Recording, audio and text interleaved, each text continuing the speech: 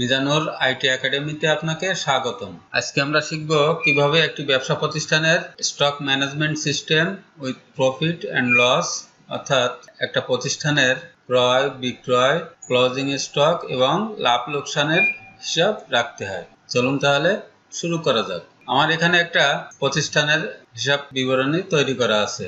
এখানে দেখেন, মাউস আমি ক্রয় করেছি 100 পিস, রেট 150 টাকা, টোটাল অ্যামাউন্ট হলো 15,000 টাকা। আমি বিক্রয় করেছি 50টি, রেট 170 টাকা, টোটাল অ্যামাউন্ট 8,500 টাকা। এখন আমার ক্লোজিং স্টক আছে, আমি ক্রয় করেছি 100, বিক্রয় করেছি 50। আমার ক্লোজিং স্টক আছে 50টি। ক্লোজিং স্টকের অ্যামাউন্ট আছে 7,500। আমার প্রফিট হয়েছে 1,000 টাকা। আমি এখানে যদি লিখি ইউপিএস, মনে করেন আমি 50টা ক্রয় করলাম, এর রেট আছে 3500 টাকা করে।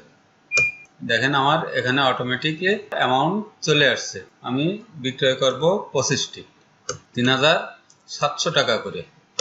এখানে দেখেন আমার 25টার টোটাল বিক্রয় মূল্য এখানে চলে আসছে।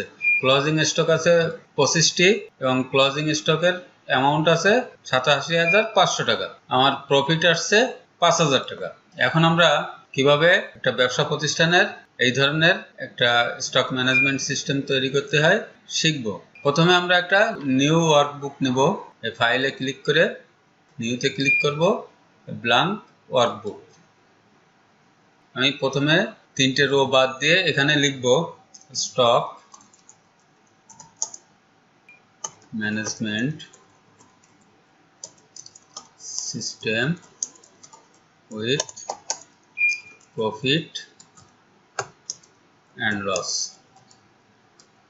এবার এখানে দিব এসএল নাম্বার,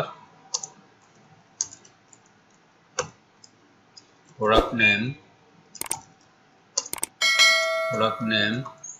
আমি যখন প্রোডাক্ট নেম লিখছি এই কলামটার বাইরে চলে গেছে। আমি এখানে মাউস নিয়ে আসলে দেখেন একটা তীর চিহ্ন চলে আসছে। আমি এটা টেনে বড় করে দিব। এবার আমরা এখানে লিখব পারচেস।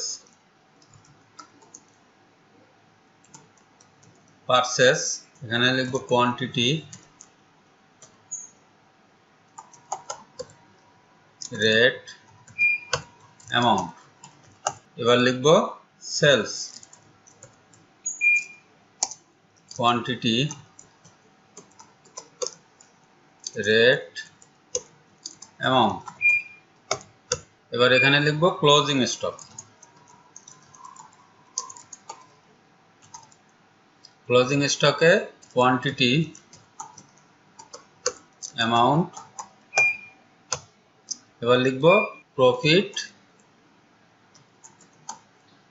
Oblique loss. আমার প্রফিটও হতে পারে, লসও হতে পারে, এজন্য প্রফিট অবলিক লস লিখলাম। এখন আমি এই পারচেসের যে 3টে ঘর আছে এটা সিলেক্ট করব।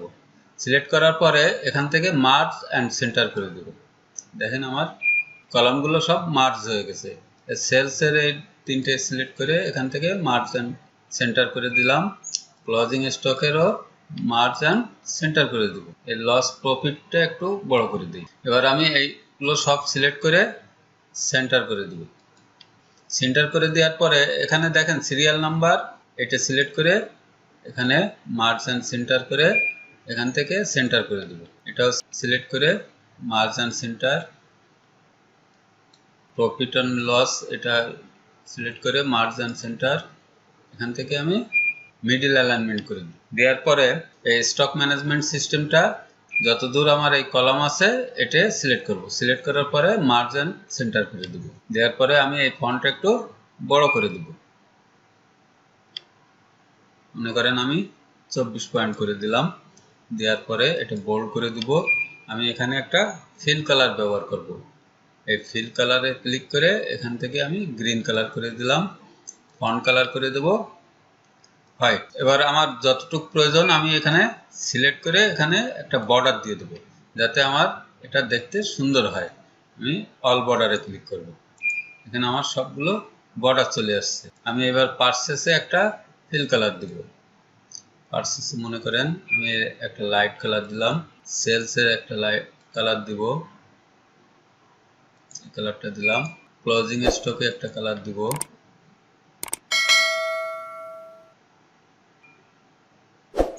এই কালারটা দিলাম। এবার এইগুলোয় একটা কালার দিব।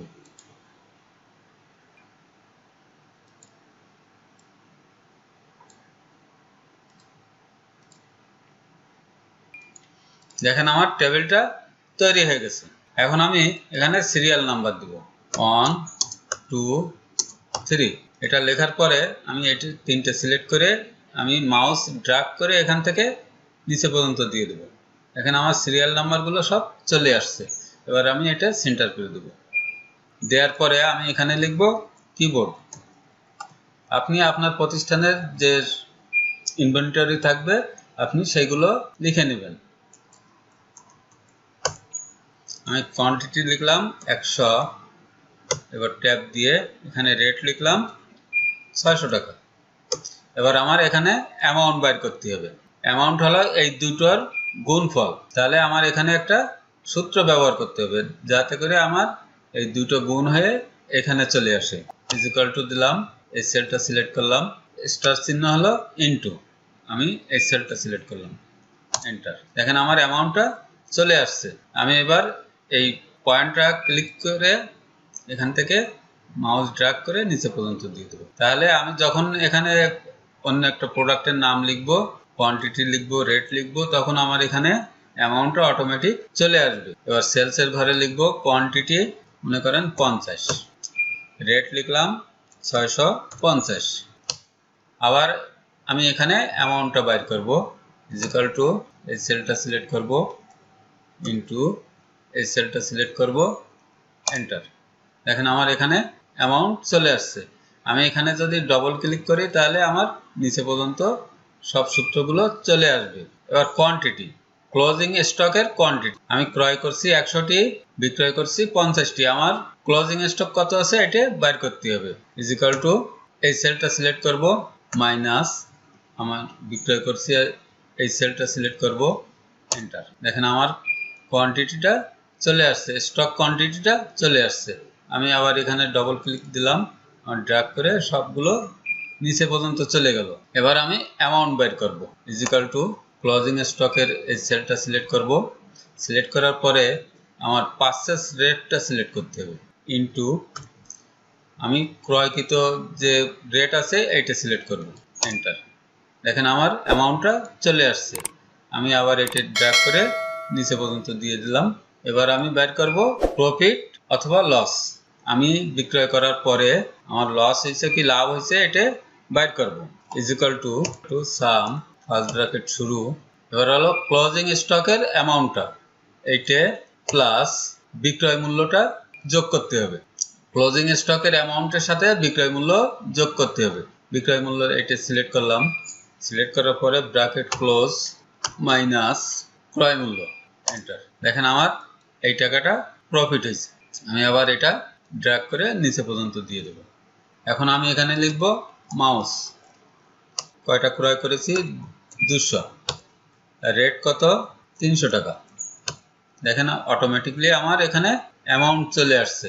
এবার আমি বিক্রয় করতেছি 100, রেট হলো 350 টাকা। এখন দেখেন বিক্রয় মূল্য চলে আসছে, আমার ক্লোজিং স্টক আছে 100, ক্লোজিং স্টক অ্যামাউন্ট চলে আসছে, আবার আমার প্রফিটটাও এখানে চলে আসছে। এবার আমি আর একটা এন্ট্রি করি, এখানে লিখলাম পেন ড্রাইভ। এখানে আমি ক্রয় করেছি 50টা, রেট 750 টাকা, বিক্রয় করব 20টা। এখন যদি আমি এই 750 টাকা না বিক্রয় করে আমি যদি 700 টাকা করে বিক্রয় করি তাহলে আমার এখানে দেখেন 14,000 আসছে, এখানে আমার মাইনাস 1,000 চলে আসছে, এটা আমার লস হয়েছে। এভাবে আপনাদের যতগুলো প্রোডাক্ট থাক না কেন আপনারা এভাবে যে কোনো ব্যবসা প্রতিষ্ঠানের একটা ক্রয় বিক্রয়, ক্লোজিং স্টক এবং লাভ লোকসানের হিসাব বিবরণী তৈরি করতে পারেন। তো এই ছিল আজকের ভিডিওতে আপনাদের যদি কোনো বিষয় বুঝতে অসুবিধা হয় তাহলে আমাকে কমেন্টস করে জানাবেন। আমি প্রত্যেকটি কমেন্টসের উত্তর দেওয়ার চেষ্টা করব ইনশাআল্লাহ।